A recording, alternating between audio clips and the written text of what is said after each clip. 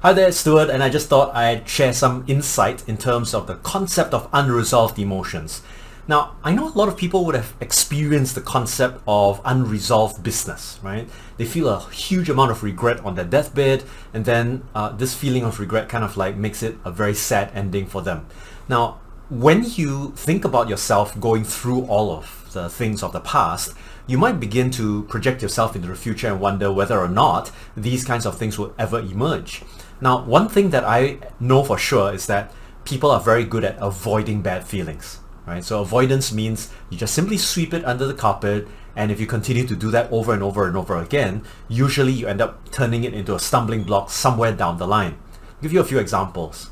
There was a person whom had been dealing with emotional issues for a very long time, didn't mention it, seemed to be a relatively happy-go-lucky individual, but over the course of the last 10-15 years, more patterns began to accumulate in his life that were similar in nature, and as a result, in more recent days, he snapped, right? So it's very common to see people undergo this kind of pattern of behavior because they've literally ignored those patterns of behavior from the past. And therefore, as they snowball, they become worse and worse over time. This is simply because neurologically, you've rehearsed that pattern over and over and over again. You literally become an expert at doing it, and therefore the results become more and more catastrophic over time. Now, there is no reason to believe. Now, in my opinion, there's no other explanation other than the fact that there's a triangulation between age and accumulation of these emotions. The older you are, the more likely that you'll accumulate these emotions over time, and therefore you will reach a certain point in your life where you feel a sense of meaninglessness, hopelessness, that kind of thing. Now, the reason why this happens is primarily because you have swept this under the carpet, you have not changed or shifted your patterns of behavior, and many of these patterns of behavior are both physical, emotional in nature, or possibly even psychological in nature. In other words, you might be carrying out the same kinds of behaviors in your body, in your heart, and in your mind. As a result of this, sometimes it creeps up on you and you didn't see it coming. So at the end of the day, people report that they feel completely disillusioned with life or a sense of absolute meaninglessness. Now, if you are one of those who encounters this, it's probably because all of these patterns have precipitated into some major event. So it could have been the loss of a loved one, it could be loss of finances, loss of a job, and so on and so forth. Now, you have identified with a version of yourself of the past, but you've never really updated it. You see, the mind is like a computer, except that one of the things that our computer has is an auto-update system, but the brain doesn't have that. In order for you to have this update, you need to be able to see a coach or a psychologist like myself in order for you to adjust your ways of thinking. The only way to adjust your ways of thinking is to utilize well-known protocols. I use a variety of them, ranging from systems therapy to eye movement desensitization and reprocessing to basic NLP strategies. Whatever the case, all of these strategies are meant to create a shift in your perspective in order for you to move forward. Now, another thing that you may have to recognize is that there are certain types of limitations you've experienced, and the way you used to look at yourself of the past is no longer the way you need to look at yourself in the future, because all the present results you've created are a result of the versions of you in the past. So you need to upgrade your way of looking at yourself so that you will be able to create results that are not typical of the present, but rather based on a vision of the future. So in order for you to be able to do this, let me give you a few illustrations as to what I can do if you end up working with me. Firstly, there was a gentleman who had made a boo-boo in the stock market, and then he ended up feeling extremely devastated. I know this gentleman quite well, over 20 years in fact, and over those 20 years, I've never seen him so distraught. And yet, during this period of time, he was so anxious, so nervous, and so frustrated by the fact that he's plagued by this thing. Now, you have to understand, he is an entrepreneur, and 7 days down means a huge amount of money.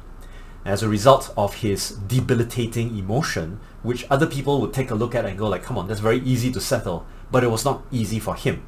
You see, the reason why it's so individual is because the experiences of the past are all different for each and every one of us. For him, losing money was devastating because it hit him where it hurt the most. So when we went through a bout of intervention, what was interesting was it didn't get better immediately. It took some time before it got better. And as a result, follow-on strategies were able to help him to get grounded again and then to restart his life all over again. Now, he's not young, and over the course of the last 60 plus years of his life, he began to accumulate these patterns. He only recognized it in the session that we were in together for the first time. All of a sudden, he started to look at all these patterns and said to himself, why am I going through all this? I never realized that they were so dangerous for me right now. It was almost like, he said, planting landmines in my own pathway towards success. Now, if you feel and resonate the same way, I recommend that you click on the link down below so that you can fill up a form, let me get to know you a little bit better, and then, if possible, we will arrange for a follow-up session so that I can hear your story. Another individual, many years of corporate experience, ending up becoming a senior leader, and ultimately feeling completely lost at his retirement. Now, this is an individual who's retired relatively early, in his early 50s. And the prospect of him retiring sent shivers down his spine. He went through a very debilitating bout of depression, and he didn't understand what was going on in his mind. So when I eventually sat down with him, fortunately he had caught me early, and I had realized that his identity was pegged to his work.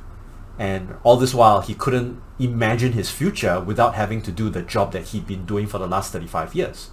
So his ability to retrace his steps and to take a look at what used to work for him and to recreate his life the way that he wanted was paramount. In other words, we went through a process of visualizing his future and then attempting to draw a bridge between where he was and where he needed to go.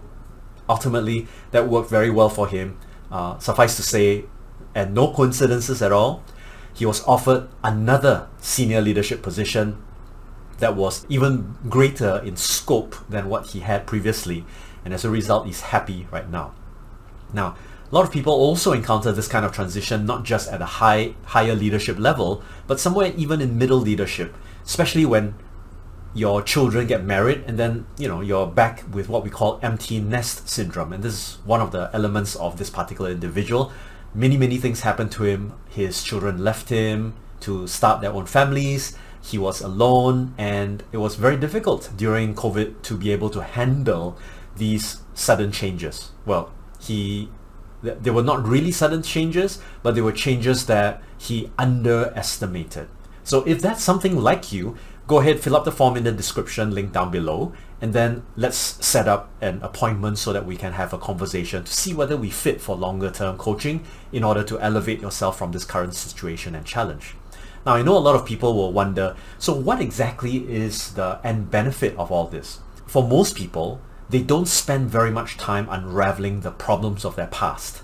And if you use the analogy of sweeping things under the literal carpet, if you broke a plate or a glass and you just swept it under the carpet, you and I both know that someone's going to get hurt real soon if they don't realize that that's where all the broken glass is hidden, right? Because it's not going to get rid of the problem. What needs to be done is a systematic uncovering of the carpet, maybe even replacing it, cleaning out all of that broken glass, refining it maybe, and then finding out what we can learn from those experiences. Suffice to say, there was an individual who came to me with a very weird dream. It was so vivid and so real, and she knew that I was a psychologist, so she said, I had this weird dream. Can we talk about it? I said, sure. As we went through a systematic interpretation of that dream, gave her a sudden realization that she had many things of the past that she had buried that were only starting to emerge right now. Her old dreams were buried. Her old ideas of being a great leader were buried because of old beliefs of the past. And that dream, because of new circumstances in her life, began to act on her unconscious mind, giving her a message that she had to pay attention to. Immediately after that dream interpretation session, which is unconventional in a coaching setting, but because of my versatility and my skills and experience, I was able to do that. She ended up cracking her sales record for her company by having the smallest number of complement of staff and hitting the highest sales target for a day. Now that, in my mind, was an amazing revelation. Now she was able to bring to bear her experiences and her drive and her motivation, and it was unleashed in that singular day. In fact, because of that, she had so much more confidence in herself. She felt so much more positive about life that now she's producing results almost on autopilot. Now we have to understand what it means for an individual to have a dream. Now I don't just interpret dreams just to be a fortune teller. We need to look at the psychological elements within those dreams so that you can understand how to make use of them, because I believe that every emotion that you have is a message from your unconscious mind. Sometimes it requires a little bit of decoding, yeah? So if that's something that's similar in nature in your experience, then you might want to also fill out the form in the link down below, and then let's see whether we can have a chat or conversation. Now, I'm not suggesting for a moment that this means that you're psychologically unstable or anything like that. To me, judgment of a person's behaviors is irrelevant. So just go ahead, go to the link description, click on it, fill up the form, and I'll get back to you so that we can start off a conversation about how you can elevate yourself from limitations of the present.